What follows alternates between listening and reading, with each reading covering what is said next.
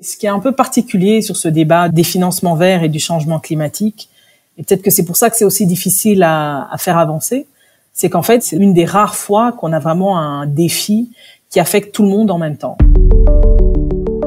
Les Sentinelles, des voix d'ailleurs pour un monde en commun. Bienvenue dans le podcast de Courrier International et de l'Agence française de développement sur les grands défis d'un monde durable. Et s'il était temps de parler d'argent ? Pour aller vers un monde bas carbone, plus juste et plus résilient, il faut mieux mobiliser les ressources. Et pourtant, celles-ci sont aujourd'hui insuffisantes. Alors comment financer un monde plus juste ? Cette semaine, deuxième épisode de notre série consacrée au financement d'un monde durable, Flora Trouillou. Il existe dans le monde environ 500 banques publiques de développement. La Banque africaine de développement, la China Development Bank, la Banque mondiale ou encore l'Agence française de développement. Ces banques jouent un rôle majeur dans l'économie. Elles représentent plus de 10% des investissements chaque année dans le monde. Avec leur capacité de financement massive, elles collaborent avec les gouvernements pour soutenir, entre autres, le développement, la lutte contre la pauvreté, mais aussi le climat et la biodiversité. Campetta Sayinzoga est la directrice générale de la Banque rwandaise de développement.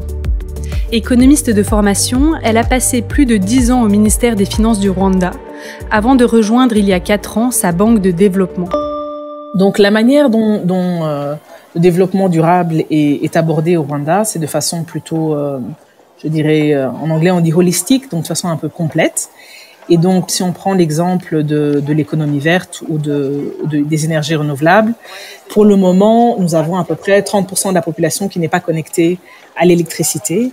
Et donc l'idée c'est vraiment de les connecter à travers des énergies propres ou des énergies durables. Et donc le choix qu'a fait le Rwanda, c'est vraiment d'essayer d'avancer sur les aspects développement, mais tout en prenant compte de façon, horizontale et verticale, tout ce qui est aspect durable. Et donc, au lieu de passer d'abord par l'économie polluante, les interventions à court terme, et puis après essayer de les allonger vers le long terme, ou essayer de changer ces énergies sales, entre guillemets, pour qu'elles deviennent propres, l'idée du Rwanda, c'est vraiment de faire le développement en passant directement à des solutions durables. Le Rwanda fait des efforts pour se développer de manière durable dans les domaines de l'énergie, des transports publics ou de l'agriculture. Mais cela nécessite l'accès à des technologies et une prise de risque parfois importante, ce qui rend difficile pour certains projets de trouver des financements. Pour que ces projets voient le jour, le gouvernement du Rwanda passe par la Banque rwandaise de développement. Une banque donc, mais pas une banque tout à fait classique. Donc la Banque rwandaise de développement, qu'on appelle communément la BRD, est une institution publique qui appartient à l'État. Donc c'est une banque de développement public, un peu comme l'AFD en France. Et notre rôle est donc de faire des investissements publics à travers des prêts et certaines fois même des dons qui permettent aux compagnies privées de faire des investissements dans des secteurs prioritaires pour l'État. Et donc, en général, l'État a des secteurs, je dirais presque prédilectoires, ou dans lesquels l'État aimerait qu'il y ait des investissements privés qui soient à hauteur un peu plus haute. Donc, par exemple, dans notre cas, pour le moment, il y a une poussée politique, une volonté politique au niveau de l'État pour avoir des prêts pour le logement abordable, pour l'économie verte, pour l'agriculture, pour les infrastructures sociales. Et donc, la BRD est chargée de s'assurer qu'il y ait de la liquidité dans les banques locales, les banques commerciales ou les microfinances, de la liquidité à long terme et à un taux d'intérêt plus bas que le marché. Et donc nous n'avons pas de guichet, nous ne sommes pas une banque typique qui prend des dépôts, mais nous faisons du financement de projets. Et donc cela nous permet de financer les projets directement ou à travers les institutions financières. Donc nous sommes aussi la banque des banques sur le marché du Rwanda. On vient de lancer un fonds vert qui s'appelle Ireme Invest au sein de la BRD et d'une institution sœur qui s'appelle la FONERWA, c'est le fonds vert au Rwanda.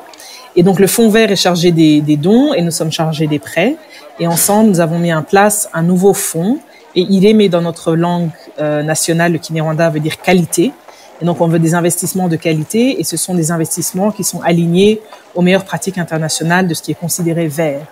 Et donc, à travers cette ligne de crédit et ces appuis au niveau de l'assistance technique, nous espérons que les investisseurs au Rwanda pourront enfin faire le pas vers l'économie verte. L'offre de ce fonds, c'est vraiment de l'assistance technique pour faire comprendre au secteur privé ce que ça veut dire, l'économie verte, parce qu'on en parle beaucoup, mais en fait, concrètement, qu'est-ce que ça veut dire? Qu'est-ce que ça veut dire un immeuble vert?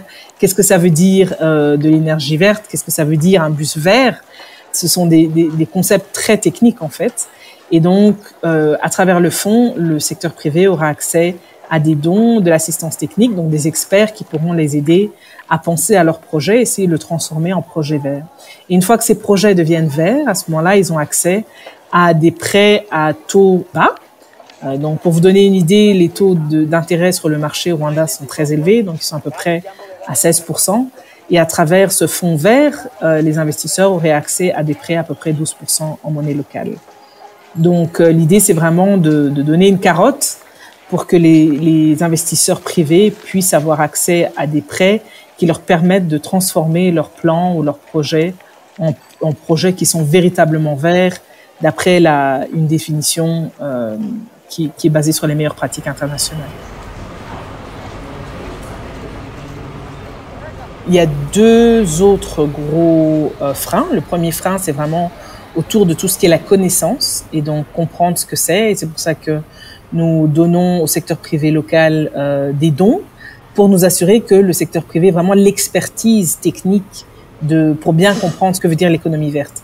La deuxième chose, c'est aussi la technologie, parce qu'en fait, les technologies qui sont développées pour tout ce qui est développement durable sont des technologies qui sont en général développées pour les marchés européens, les marchés américains et les marchés de l'Occident. Et donc, ce ne sont pas des technologies qui sont faites nécessairement pour le marché local en Afrique. Et je vous donnerai un exemple. Pour le moment, nous sommes en train de regarder un projet de bus verts, donc des bus qui seraient à 100% à l'électricité. Pour le moment, tous nos bus utilisent le diesel. Mais en fait, quand on voit les bus qui sont fabriqués, ils sont fabriqués pour des terrains plutôt plats. Au Rwanda, nous sommes le pays des 1000 collines.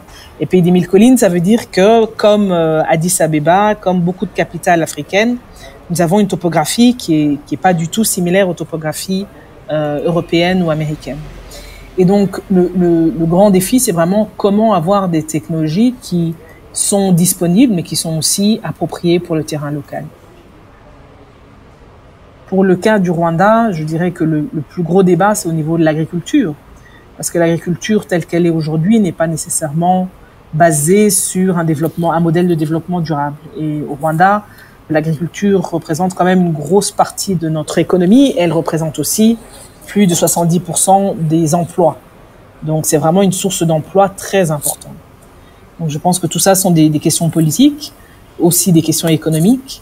Mais dans le cas du Rwanda, le choix a été fait, qui demande aux acteurs économiques et au secteur privé de se préparer à une transition, parce que cette transition est considérée comme inévitable, la transition vers l'économie verte. Le Rwanda investit donc dans l'économie verte et veut faire des efforts pour la transition de son secteur agricole, ce qui n'est pas simple puisqu'il représente 70% des emplois dans le pays. Mais Campeta Sayinzoga s'inquiète du fait que les principaux acteurs étatiques du changement climatique ne prennent pas des mesures à la hauteur de l'urgence. Le Rwanda est fortement touché par les effets du réchauffement climatique, alors que ses émissions ne représentent que 0,02% des émissions mondiales de gaz à effet de serre. Des fois, il y a il y a une certaine frustration pour les pays comme le nôtre, qui est un pays qui ne pollue pratiquement pas. Enfin, on n'est pas du tout... les émissions qu'on émet sont très, très basses, si on regarde au niveau mondial. Donc, il y a une certaine frustration de voir que les acteurs politiques qui sont à la source du problème n'arrivent pas à mettre la machine en route pour s'assurer qu'on ait plus de ressources et plus de volonté politique de faire la transition. D'une certaine façon, avoir le Rwanda faire la transition, c'est bien, mais nous ne sommes pas l'acteur principal. Il y a d'autres acteurs principaux qui doivent faire la transition si on veut vraiment un impact au niveau mondial. Ce qui est un peu particulier sur ce débat des financements verts et du changement climatique, et peut-être que c'est pour ça que c'est aussi difficile à faire avancer, c'est qu'en fait, c'est une des rares fois qu'on a vraiment un défi qui affecte tout le monde en même temps. Je pense que souvent, les gens pensent au développement et pensent aux pays du tiers-monde. C'est une partie de la map monde, c'est pas tout le monde. Et je pense que la pandémie du corona et ce problème du changement climatique nous montrent qu'en fait, il n'y a pas le tiers-monde et l'autre monde. On est tous dans le même monde. Et donc, si on ne fait pas quelque chose pour qu'il y ait des changements rapides, on va tous être affectés de la même façon. Il n'y aura pas à un certain moment, Et on le voit déjà. On voit déjà qu'il y a des inondations en Europe, il y a des inondations aux États-Unis, les ouragans. Aujourd'hui, c'est une dynamique qui affecte tout le monde en même temps. Et tout le monde a besoin de financement pour changer nos méthodes de production. Et on a tous besoin de financement en même temps. Donc c'est un peu particulier et c'est peut-être pour ça que c'est aussi difficile à faire bouger. Vous venez d'écouter Les Sentinelles, le podcast de Courrier International et de l'Agence française de développement. Réalisation Antoine Dabrowski. Musique Nikki de Waracles, tirée de son album Orchestra. N'hésitez pas à vous abonner et à nous laisser des commentaires sur votre plateforme préférée.